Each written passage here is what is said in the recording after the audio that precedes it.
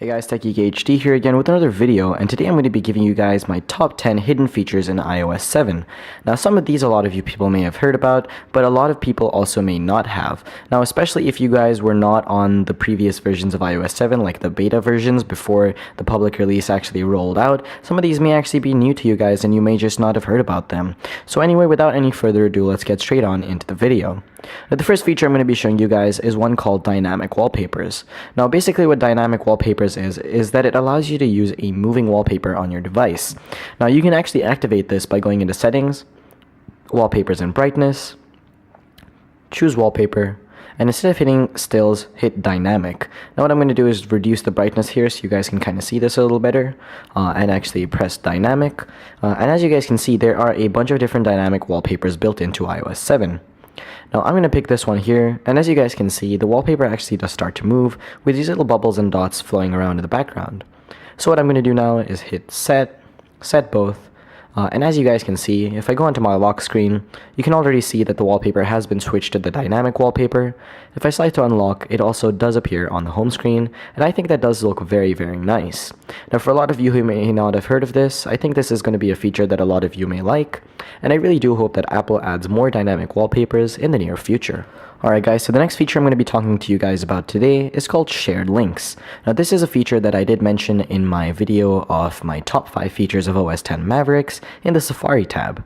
Now this is also very similar here on iOS. If you open up Safari, you guys will notice if you hit the little bookmarks button down here, and you press the little @ symbol on the right, this is called Shared Links. Now, you will see all of your links that have been shared from your Twitter feed over here. And I think that this is really nice because the integration is very nice into Safari. You don't have to actually go into Twitter and look at these links. And the thing is that even though these links have been shared, they don't show up as part of these tweets. And that does reduce the amount of clutter. And really all you have to do is press on the shared link itself, the post, and it will redirect you to the website where the link has actually been published. Now I think that this is a really nice feature because I do like the fact that there is increased Twitter integration in iOS 7, and the fact that it works so seamlessly with Safari is one of the nicest things in my opinion. Anyway guys, I do think a lot of you are going to enjoy using this, as I do, and so without further ado, let's move on to the next feature. Alright guys, so the next feature I'm going to be showing you guys built into iOS 7, which a lot of you people may not have heard about, is timestamps. Now in iOS 7, you guys can actually see that there are hidden timestamps inside of the messages. Now as you guys can see here, I'm going to open up this message here from my friend Yash, and as you guys can see, you can't really see any sort of time when these messages came in, but this is very simple. All you have to do is slide in from the right towards the left and you will see the time start to appear. Now this is a very useful feature for those of you who would like to track when your text messages came in. I'm going to show you guys again this a little bit closer up. So if I slide from the right to the left, you guys will be able to see where each text message was sent and when which one was received. Now while this may be a very small and insignificant feature to many, this is still one of the most important things to me, and I think a lot of people may genuinely enjoy using this feature on their device, and it may make their experience just a little bit better. And that's what I think that iOS 7 is about. Anyway, let's move straight on into the next feature. Alright guys, so the next features I'm going to be showing you guys actually have to do with Siri.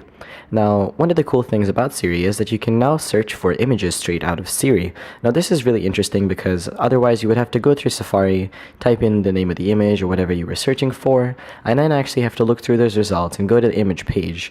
It's a lot easier now using Siri. So let's pull up Siri and show you guys what I'm talking about. Siri, show me pictures of cats.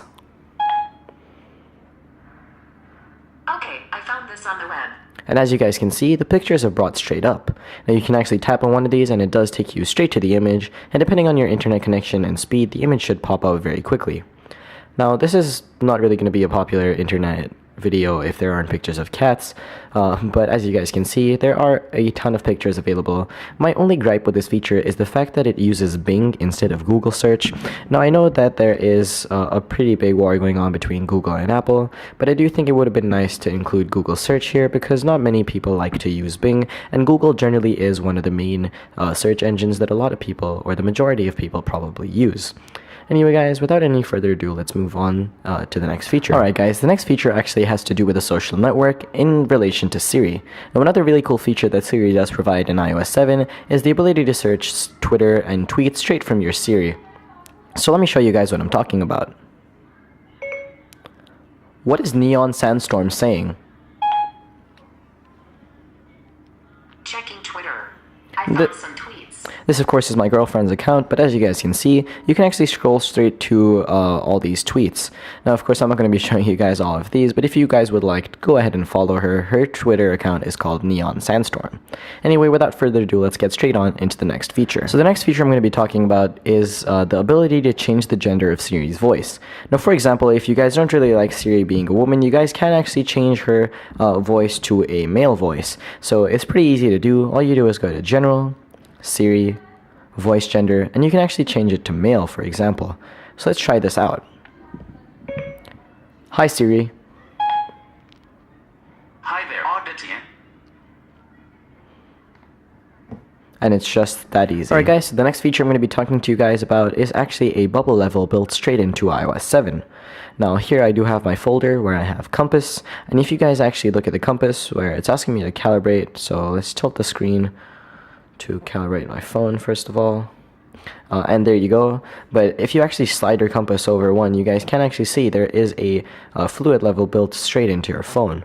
Now I think that this is a pretty interesting feature. Now I'm going to try to hold it at 0, and when you're at 0 or completely flat, it will turn green and let you guys know. Now another cool thing about this is that it actually does work when flat as well, but with these different circles. So what I'm going to be showing you guys is I'm going to try to pull my camera down here and set this onto my desk and show you guys what I'm talking about.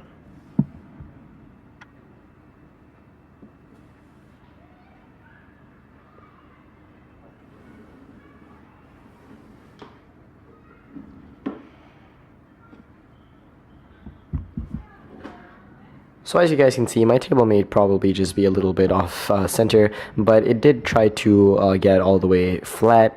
But as you guys can see here, if I actually hold my phone up, you guys can probably try to work around this and try to get it flat. But I do think that this is a pretty interesting feature and could be helpful to the one type of person who's looking at this or looking for something like this. And of course, this isn't going to be of much use to just everyone, but there are probably going to be a lot of people who are really happy with this feature and happy with the fact that they don't have to download any sort of app, and this is actually built into their operating system on their phones. So let's move on to the next feature. Alright guys, so the next feature I'm going to be talking to you guys about today is unlimited apps inside of folders. Now this was a feature that was plaguing a lot of users back in iOS 6, iOS 5, and iOS 4 since the introduction of folders. But I really do like the fact that iOS 7 has changed the fact that you are no longer limited to having only 12 applications inside a folder. Or I believe it was 9, I'm not even entirely sure. But as you guys can see, I do have a bunch of applications inside my folder, and you can actually add pages of more applications, and there is basically no limit. You can just continue to add applications inside of folders, and potentially even put every single app on your phone inside of a folder for a completely empty iPhone, essentially. Alright guys, the next feature I'm going to be showing you guys is actually inside of settings and could also help you guys save a little battery life on your device. Now this has to do with your background app refreshing. Now as you guys may know, iOS 7 does actually incorporate background app refreshing where applications keep up to date and actually try to improve their multitasking. Now for those of you who actually do use multitasking all the time on every single one of your applications, may not really find this feature too useful. But for people who don't really multitask all that often and would like to save some battery life, this may really help you guys. So basically what you have to do is go into Siri, or rather go into settings, down here to general, down to background app refresh, and you guys can actually turn on and off applications that you would like to refresh in the background. Now as you guys can see, I have BBM enabled, and all the ones that are enabled will actually continue to refresh in the background, and the ones that you turn off will not refresh in the background and essentially not really multitask all that well. But I really do think that this feature is very useful because there's lots of applications that I don't really need to be refreshing in the background all the time. Now, in fact, you guys can actually turn off this feature altogether, but for those of you who actually do multitask even a little bit, I would recommend keeping it on and then just turning off the applications that you don't really want to use all that much, because this is going to do a pretty good job of saving you guys some battery life and optimizing your device for optimal usage as the person using the phone. So the next feature I'm going to be talking to you guys about is probably going to help people with poor eyesight. Now if you're like me, or you guys do have poor eyesight, this could actually be a lot of help to you. Now as you guys may have noticed, in iOS 7, everything is a very, very thin and light font, and a lot of people, such as my mother, for example, do find this a little bit difficult to read. So what you guys can actually do is go into Settings, General, Accessibility, and turn on this option here called bold text. Now this is actually going to ask you guys to restart your iPhone, which I'm not really going to do right now, but in fact all you do is hit continue, and then your iPhone will restart, and everything, instead of being in this really thin Helvetica New font, is actually going to be in a bolder font. Now it's still Helvetica New, but it is going to be bolder and much easier for you guys to read, especially in smaller areas, for example with battery percentage or little titles underneath the applications. Now that basically does conclude this video, guys. If you guys enjoyed it, it would be really awesome if you guys could leave this video a like rating by hitting the little thumbs up button in the bottom left hand corner of this video. And if you enjoyed this video and would like to see more like it, please do remember to hit the subscribe button right underneath this video. It only takes a second, it's free, and will keep you up to date with all my latest HD content. Now for my existing viewers, if you guys like this style of video, please do let me know, and I will continue to make more videos like these in the future. Anyway guys, thank you very much for watching, and of course I will catch you guys in the next video. Have a great day. Peace.